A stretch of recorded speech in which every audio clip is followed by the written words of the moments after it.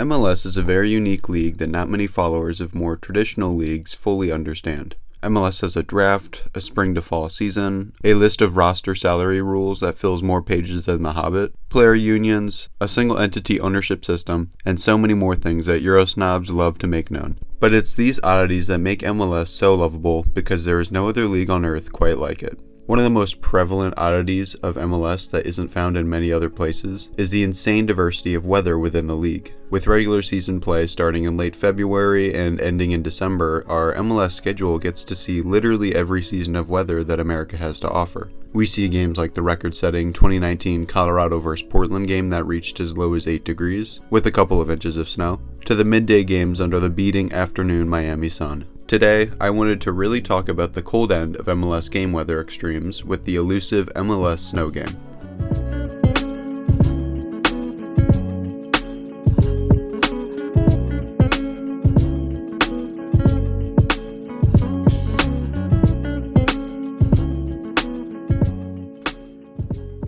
Despite the outcry by a minority of low-IQ Eurosnobs and the fans of teams that lost in snow games, these are some of the most fun and entertaining games in the season. These games exemplify one of the main characteristics that so many fans love about this league, that being the unpredictability of every season and more specifically, every game.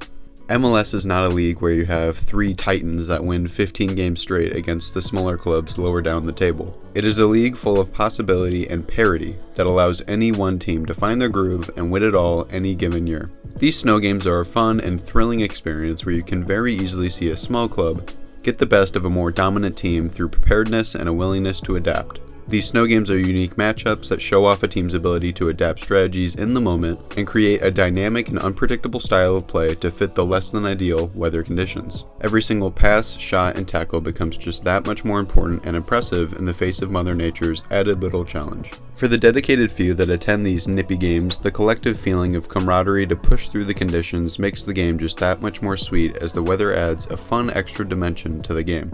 Being bundled up, drinking hot chocolate with your fellow supporters, and throwing that searing hot chocolate into the air when the ball goes into the back of the net is an experience like none other that very few leagues are able to offer.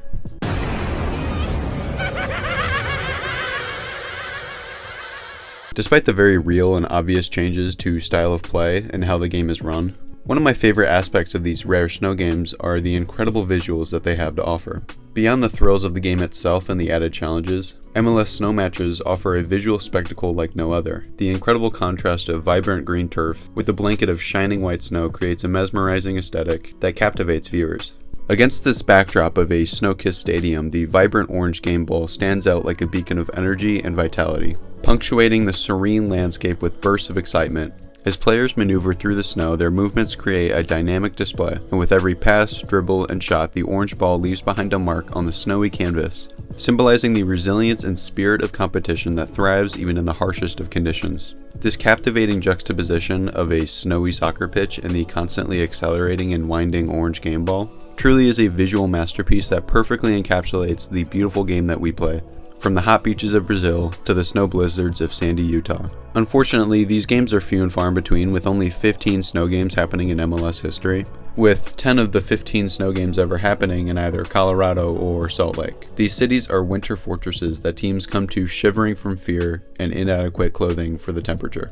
The prospect of venturing into the snowy domain of RSL or Colorado's home stadium with winter fluff falling on the pitch evokes a sense of respect, knowing that going home that day with 3 points in such conditions requires nothing short of a Herculean effort.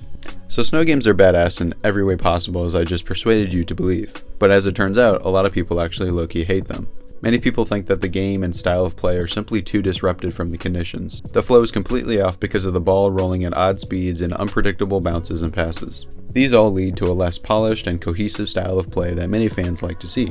Others also note the inherent risk that comes with playing in these types of conditions. Slippery surfaces, reduced visibility, and the chilling temperature can all lead to possible harm to fans and players alike. However, to all this I say, shut up. Any kid who has played club soccer in the Midwest has endured far worse conditions than these professional fucking athletes deal with during these games. On tournament weekends, my dad and I would drive out to a huge soccer park that was made in the middle of nowhere between a bunch of cornfields that was flat as hell to make sure that the wind had enough room to be as strong as possible. Then me and my U12 team would play multiple games back to back in 4 degrees Fahrenheit all day with 15 miles per hour wind. And when we weren't playing, we would sit in a huddle with hoodies on and long Under Armour to cover our knees, passing the ball around in drills trying to stay warm. But we endured all of this because it meant that we would get a watered down hot chocolate and a bag of kettle corn if we scored that weekend, goddammit.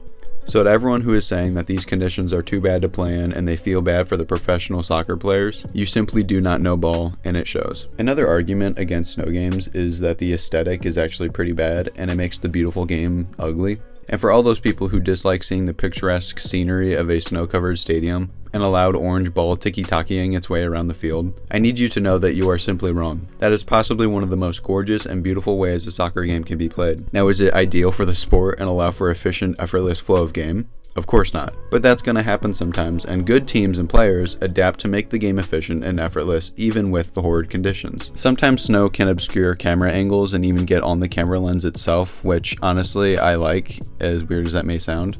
It's a simple little touch that truly doesn't take away from the viewing experience at all, and it adds just a little bit of magic to make it feel like you are really in the stadium right alongside the team. I love that, and no matter what anyone tries to tell me, I'm not going to change my mind. The logistics of snow games are also a little bit more complicated than a regular game, which is to be expected. They require extra resources and logistical planning to ensure that they can proceed safely. Things such as clearing the pitch of snow, maintaining adequate field markings, and providing suitable playing conditions for the players are all additional challenges that can cause unwanted expenses to organize these matches. However, if we're being for real, it's really not that much more work. Shoveling the sidelines of a field is not exactly a very strenuous task, and to say it takes so much more work for a team to host these games is just an excuse because you don't want to put a couple layers on and go to the stadium to have some fun. Which is another issue that people bring up about snow games that pisses me off. But if you have a game in conditions like this, the attendance is going to be abysmal because who would want to go to a game in that weather? A loyal fan. That's who. The Kansas City Chiefs played one of the coldest games in NFL history this past playoffs against the Dolphins. Temperature at kickoff was negative 4 degrees Fahrenheit, and with wind chill it got down to negative 20 degrees. And there were still 76,000 people at this game. Being from St. Louis, the amount of people that I know who made the 3 to 4 hour drive in snow over to Kansas City to then willingly sit in negative 20 wind chill for 4 hours to watch the game is genuinely ridiculous and shows just how dedicated NFL fans are. And this game was significantly colder than any game in recorded MLS history. So I don't really want to hear people saying that the attendance will drop, because if it truly drops so much that's not even worth hosting a snow game, then I'm embarrassed to be a fan of this league. If we actually do want to be taken seriously by the other major leagues in this country, the last thing we can do is just not go to games because it'll probably be cold enough to need 2 layers. Put some clothes on, down some bush, and you'll be chillin' and having a badass time watching the greatest sport being played in some not so great conditions. If a little bit of cold really prevents us from playing our games on schedule because fans don't want to be chilly while watching their team, then we have some bigger issues that I think we need to focus on with our league. So what obliged me to make this video? Well, it was the most recent MLS snow game between RSL and LAFC on March 2nd, 2024. This game was awesome, and genuinely such an exciting clash to watch. Once it was all done and the snow had cleared, RSL whooped LAFC with 3 goals. 2 by Andre Gomez in the 18th and 41st, and 1 by Christian Arango in the 5th minute of added time in the first half. Watching the New Age Western Conference Titan with LAFC falling to RSL by 3 goals because they didn't adapt properly was really a treat, and that treat only got sweeter when LAFC fans and coaches alike complained afterwards that it was unplayable and a disgrace to the league.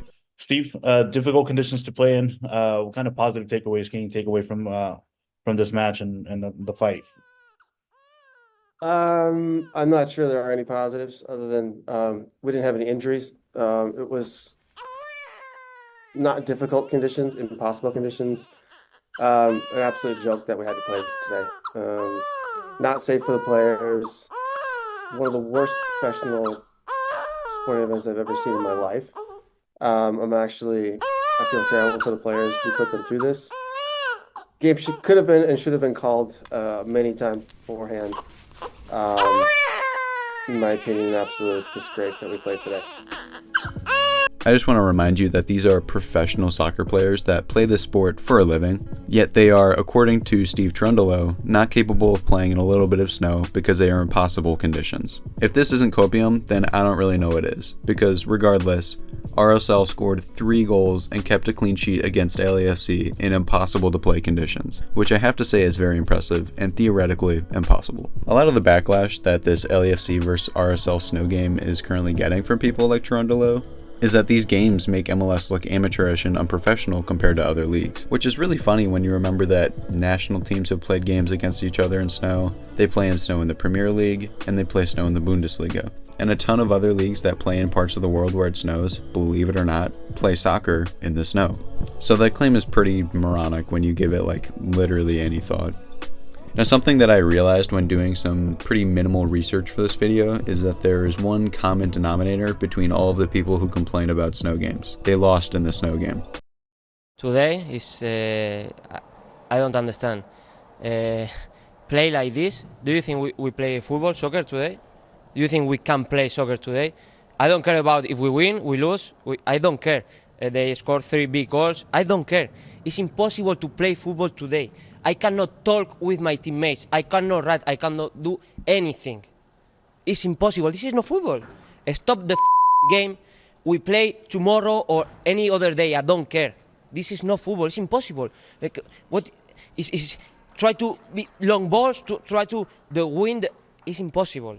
I don't understand nothing. Should the game have gone on? Is that making excuses or? Same conditions for both teams. What So, can you say? What are your thoughts on the way things went? Well, it was the whole game was a poor exhibition of soccer, and we were extremely poor in the last 15 minutes. Bruce, after such a dominant performance against Pumas, arguably one of the Yeah, best. that has nothing to do with this. You can throw that out the window, that game. This is just a crapshoot. Yeah, or just for the next one, for the next match against Pumas. Are you expecting them to do anything different in the approach compared to how they played here? They will do a lot of things differently. All right. Well, we appreciate you joining us after this. Okay. Thank you. Thanks.